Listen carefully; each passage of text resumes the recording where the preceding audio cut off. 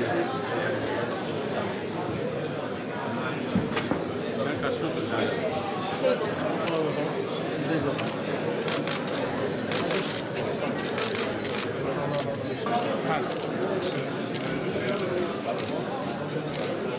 Bugün aramızda açılış konuşmaları yapacak belediye başkanlarımızın yanı sıra Ludwigshafen Almanya, Irbit Ürdün, Tutin Sırbistan, Trablus Lübnan.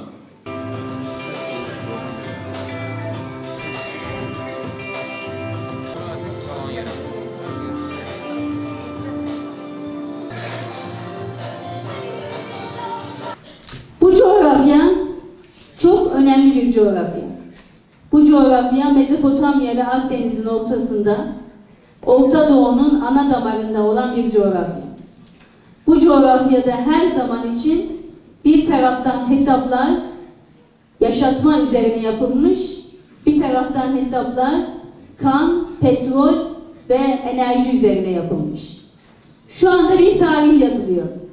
Yaşatanlar ve öldürenlerin tarihi. Şu anda bir tarih yazılıyor. İyilerin ve kötülerin tarihi. O yüzden bu zor zaman diliminde ben Türkiye ile kardeşim, ben Gaziantep'in kardeşiyim, ben Anadolu'nun kardeşiyim, dünya kardeşliği ve dünya barış için buradayım diyen değerli kardeşlerime çok teşekkür ediyor. Allah sizden razı olsun diyorum. Kardeşlik hukuku bizim bugün 23. kardeşimiz. Benim öz 2 kardeşim var ama 23 kardeşim benim illa aynı karında olmamıza gerek yok.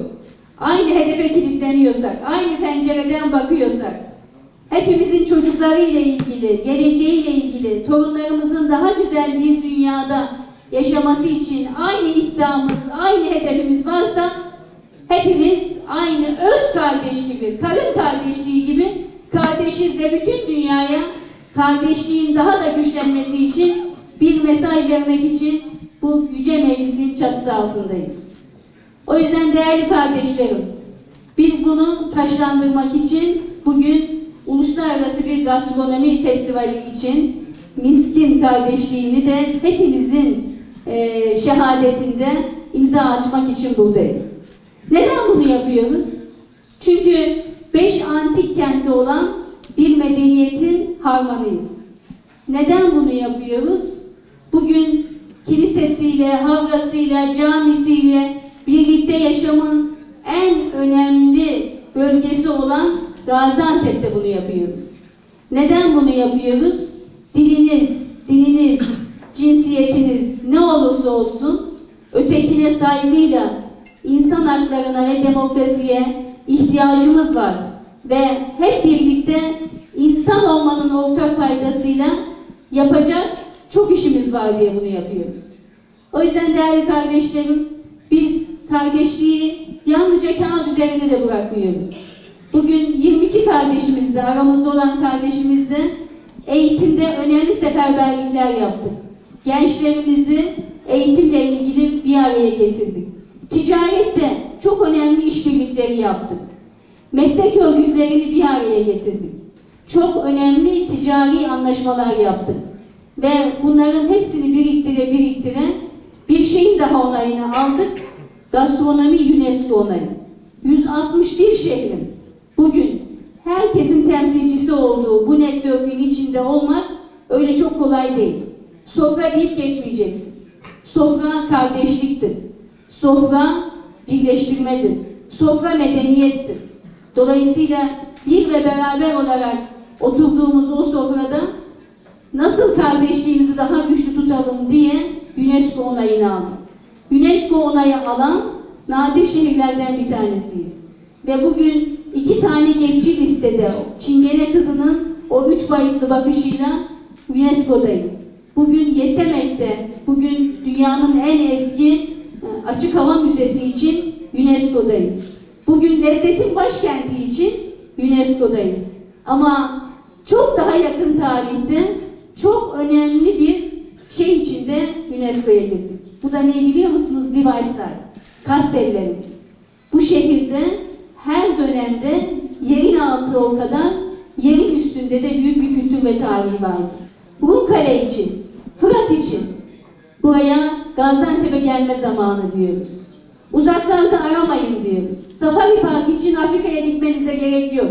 Gaziantep'in hayvanat bahçesine geldiğiniz zaman Safari Park'ı nasıl birlikte yaşandığını, kafesleri kaldırarak bütün canlı hayvanlarımızın nasıl kardeşçe yaşadığını gösteren güzel bir parkı hep birlikte görebiliyoruz. Zooloji müzemizde, kelebek müzemizde müzeler şehri olmaya devam ediyoruz. Ve lezzetin en acısını, ağzımızı yakan biberin hasatından geliyoruz. Lezzetin en tatlısını, üzümüyle, baklavasıyla, sağlığıyla bu mutfaktayız.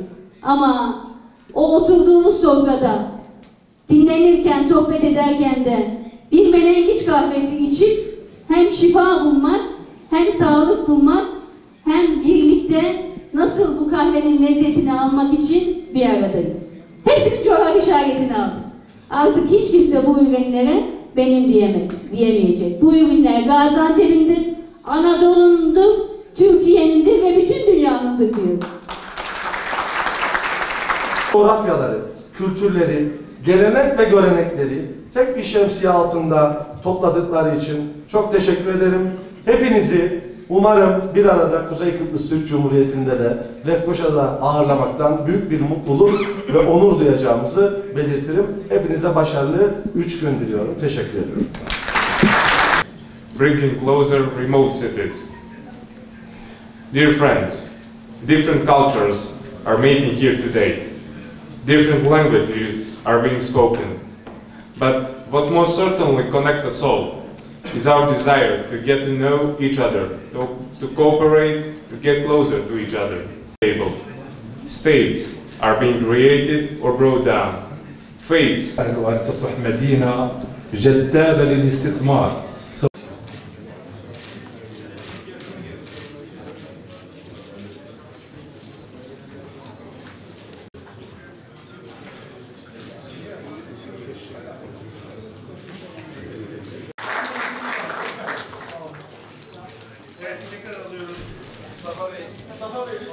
Ünlü hatırası fotoğraf çekimlerimiz devam ediyor. Basın mensubu arkadaşlarımız görüntü almaya çalışıyor. Geniş açı çalışalım bir kez daha. Bu güzel tabloya güçlü alkışlar gelsin Gaziantep. Hayırlı uğurlu olsun diyoruz.